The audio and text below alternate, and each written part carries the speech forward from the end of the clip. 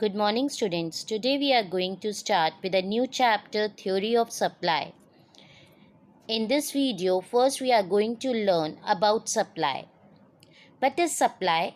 Supply refers to the amount of a good or a service that the producers are willing and able to offer to the market at various prices during a period of time. Supply means how much the producers are willing to sell. Is that clear? How much they are willing to sell means they are ready to sell. It is always referred to a price beta. ठीक है? And supply is a flow concept. Supply क्या होता है बेटा? Supply means producer कितना ready है goods को sale करने के लिए at a given price means the price prevailing in the market, and supply एक flow concept है. It means it is referred to a period of time. That is, it may be per day, per week, per month or per year. ठीक है? Now, difference between stock and supply. Stock और supply में क्या difference है बेटा? First one is meaning. Supply is that part of a stock which is offered for sale which changes with the change in the price. It means जितना producer के पास होता है वो सब सप्लाई नहीं कहलाता बेटा. That indicates the stock. वो क्या होता है? Stock. ठीक है? And from that stock, how much the producer is ready for sale. उसमें से वो कितना सेल करने के लिए रेडी है. That we call it as supply. ठीक है? तो स्टॉक का क्या है बेटा? Stock indicates the total quantity of the commodity available for sale. उसके पास अवेलेबल कितना है और सप्लाई रेडी कितना है सेल करने के लिए. समझ में आ रहा है? सेकेंड पॉइंट आता है बेटा nature. Supply is a flow concept. Supply एक फ्लो कॉन्सेप्ट है and it relates to the period of time. Stock क्या है बेटा? It relates to a particular point of time कि इस समय आपके पास कितने अमाउंट ऑफ गुड्स प्रेजेंट हैं. Third one is relation. Supply is always less than the stock except in case of perishable goods. Supply हमेशा स्टॉक से कम ही होता है क्योंकि स्टॉक तो मतलब टोटल क्वांटिटी जो प्रोड्यूसर के पास है उसमें से जो सेल करने के लिए रेडी होता है उसी को सप्लाई बोलते हैं. ठीक है? बट ये लॉजिक पेरिशेबल गुड्स में नहीं लगता है बेटा, accept in case of perishable goods. Stock क्या होता है? It is always greater than supply. Stock हमेशा सप्लाई से ज़्यादा होगा. यहाँ पे भी वही एक्सेप्शन है, that is it will not apply in case of perishable goods. Next is what are the factors affecting supply or determinants of supply. क्या क्या चीज़ें सप्लाई को इफेक्ट करती हैं बेटा? First one is price of the good और a service. The most obvious one of the determinant of supply is the price of the product और a service. With all other parameters being equal, the supply of the product increases if its relative price is higher. अगर इन्होंने क्या कहा? Supply of the product increase हो जाएगी if the prices will increase.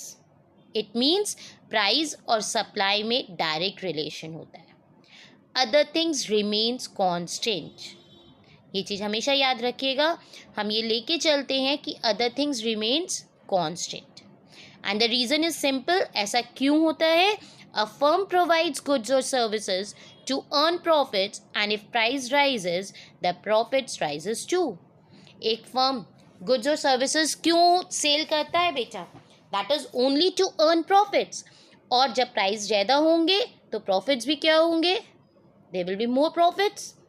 Therefore when the prices are higher supply is also increased. जब prices ज़्यादा होंगे supply भी बढ़ेगी. सेकेंड पॉइंट आता है बेटा price of related goods. If the price of related goods rises, then the firm increases the supply of the goods having a higher price. This leads to a drop in the supply of goods having a lower price. Supply depend करती है related goods की price के ऊपर भी, क्योंकि अगर related goods के prices बढ़ रहे हैं, इंक्रीज हो रहे हैं बेटा, इट मीन्स फर्म वो गुड्स प्रोड्यूस करेगी जिसके प्राइसेस हायर है, और उसकी सप्लाई रोक देगी जिसके प्राइसेस लो हैं. For example, the price of wheat rises, hence it become more profitable for firm to supply wheat as compared to corn or soyabean. अगर वीट के प्राइसेस राइज कर रहे हैं तो फर्म क्या करेगी, वीट ही प्रोड्यूस करेगी, कॉर्न और सोयाबीन नहीं करेगी. Hence the supply of wheat will rise, whereas the supply of corn and soyabean will experience a fall. Supply of wheat बढ़ जाएगी और कॉर्न्स और सोयाबीन की सप्लाई कम हो जाएगी, क्योंकि वीट के प्राइसेस यहाँ बढ़ रहे हैं. थर्ड पॉइंट आता है बेटा, prices of the factors of production. This also influences the supply, since price of factors that is rent, wages, interest, profit constitutes the cost of a production of a commodity. An increase in the price of a factor of production may lead to fall in the production of a commodity and vice versa. इन्होंने क्या कहा, अगर factor of production के prices increase हो जाएंगे तो क्या होगा, it may leads to fall in the production of a commodity. What is the reason behind it, क्योंकि cost of the product increase हो रही है. यहाँ पे प्राइस का मतलब बेटा सेलिंग प्राइस होता है, ठीक है. यहाँ पे price of the factor of production का मतलब है जो हम फैक्टर ऑफ प्रोडक्शन के लिए हम पे कर रहे हैं, क्योंकि आपके पास उतना ही कैपिटल है. अब आपको उस गुड्स को बनाने के लिए कॉस्ट ज़्यादा आ रही है, ठीक है, तो ऑटोमेटिकली आपकी जो प्रोडक्शन है वो कम हो जाएगा, तो सप्लाई भी क्या हो जाएगी, कम हो जाएगी. इट मीन्स जब फैक्टर ऑफ प्रोडक्शन के प्राइसेस राइज होंगे तो सप्लाई क्या हो जाएगी, फॉल हो जाएगी. Fourth one, number of firms in the market. When the number of firms in the industry increases, market supply also increases due to large number of producers producing that commodity. जब number of firms बढ़ जाएंगी तो supply भी बढ़ जाएगी. However, market supply will decrease if some of the firms start leaving the industry due to losses. अगर losses होंगे तो क्या होगा बेटा, supply decrease हो जाएगी, क्योंकि कई सारी firms क्या करेंगी, they will start leaving the industries, क्योंकि उनको loss हो रहा है, वो loss में तो काम नहीं करेंगे. It means that अगर number of firms ज़्यादा हैं तो supply भी ज़्यादा होगी, and if the number of firms are less, supply will also be less. I hope it is clear. Now the fifth point, state of technology. Technological innovations and inventions tend to make it possible to produce better quality and or quantity of goods using the same resources. जिस तरीके से innovations होते रहते हैं, researches होती रहती हैं, new inventions होते रहते हैं नई चीज़ों के, मशीन्स के, the producer are able to sell more quality goods and quantity of goods with the same resources. Producer क्या कर पाता है, और अच्छी क्वालिटी के गुड्स बना पाता है बेटा, और ज़्यादा क्वांटिटी बना पाता है. Therefore, the state of technology can increase or decrease the supply of certain goods. It means technology क्या कर रही है, सप्लाई को इफेक्ट कर रही है. अगर अच्छी टेक्नोलॉजीज़ है, लेटेस्ट टेक्नोलॉजीज़ है, then in that case the supply will be more. अगर हम आउटडेटेड टेक्नोलॉजीज़ यूज़ कर रहे हैं जिसमें वेस्टेज ज़्यादा हो रहा है, then in that case the supply will be less.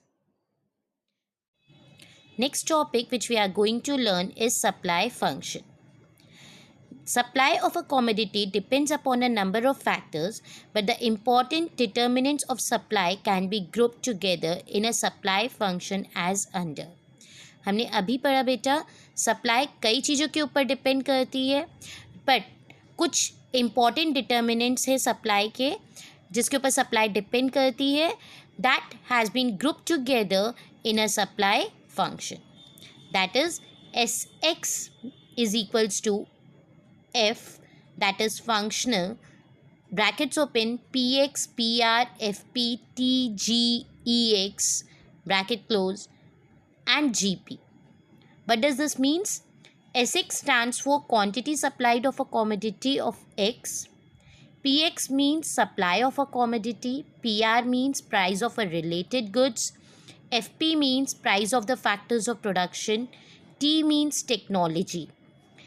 G means goal of the producer, means firm का aim क्या है, सेल्स मैक्सिमाइज करना या प्रॉफिट्स मैक्सिमाइज करना, उसके अकॉर्डिंग भी सप्लाई डिपेंड करती है. EX means expected future price of the commodity X, that is कि अभी प्राइस क्या है और फ्यूचर में प्रोड्यूसर को क्या लगता है प्राइजेज होंगे, उसके ऊपर सप्लाई डिपेंड करेगी बेटा. GP मीन्स गवर्नमेंट पॉलिसीज, अगर गवर्नमेंट टैक्सेस इंक्रीज कर देती है तो सप्लाई कम हो जाती है. So these are the factors on which the supply depends, and when we group together it becomes a supply function. Thus the supply function expresses the functional relationship between the supply of a commodity and its various determinants. I hope all these points are clear. Thank you, students.